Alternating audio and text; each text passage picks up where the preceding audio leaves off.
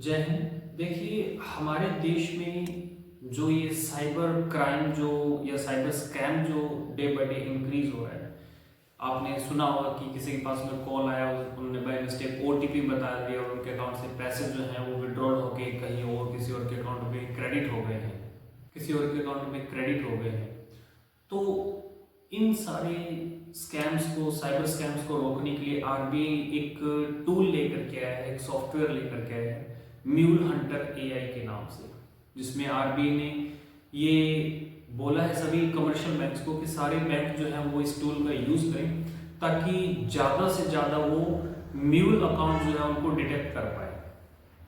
अब ये mule account क्या होते हैं? देखो, कोई भी जो क्रिमिनल है वो, आपको क्या लगता है कि अगर वो किसी से ऐसे स्कैम करके पैसे अगर निकलवा रहा है किसी के अकाउंट से, तो पैसा कहाँ पे जाएगा? वो अपने नाम से तो अकाउंट ओपन करवाएगा नहीं, तो वो किसी और के अकाउंट में ये पैसा ट्रांसफर करवाते हैं। अब ये और अकाउंट कहाँ से आते हैं?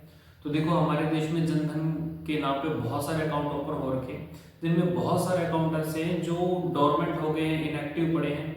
तो उनमें ये लोग क्या करते हैं, पैसा ट्रांसफर करवाते हैं। तो कोई भी ऐसा अकाउंट जो क्रिमिनल एक्टिविटी के लिए यूज किया जाता है, ऐसे अकाउंट को म्यूल अकाउंट कहा जाता है।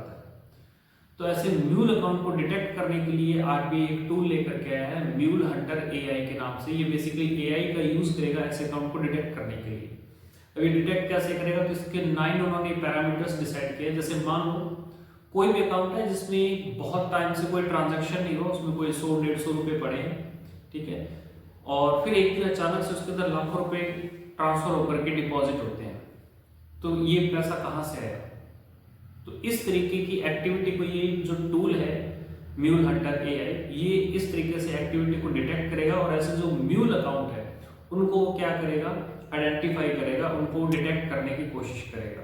अब इसमें एक और टर्म होती है म्यूल मनी। अब देखो, ये जो अकाउंट है ये है तो किसी अननोन पर्सन का, किसी ऐसे पर्सन का अकाउंट है जिसको खुद को नहीं पता कि उसके अकाउंट में इतने रुपए ट्रांसफर हो गए। तो ऐसा जो पर्सन है, ठीक है, ऐसे पर्सन को ही क्या कहा जाता है, म्यूल मनी कहा जाता है। अब आप लोगों के मन में एक क्वेश्चन आ रहा होगा कि इसमें इस टूल की क्या जरूरत है, क्या बैंक खुद इनको डिटेक्ट नहीं कर सकते? तो देखो, बहुत मुश्किल है, क्योंकि जो नंबर्स ऑफ अकाउंट्स है हमारे इंडिया में वो बहुत ज्यादा है, तो इनको डिटेक्ट करना एक बैंक के लिए मुश्किल होता है। इसलिए आरबीआई एक टूल लेकर के आया है जिसकी हेल्प से ये चीज वो करना स्टार्ट करेंगे।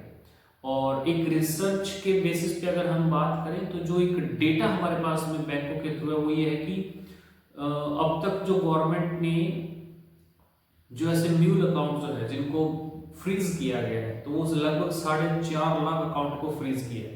तो आप सोच के देखो कि 4.5 लाख फ्रीज किया तो कितने सारे और अकाउंट ऐसे होंगे, और इन 4.5 लाख में लगभग 40,000 अकाउंट एसबीआई बैंक में थे और 7,000 के आसपास जो अकाउंट है वो पंजाब नेशनल बैंक में थे। तो ये कंप्लीट डिटेल है म्यूल हंटर एआई के बारे में।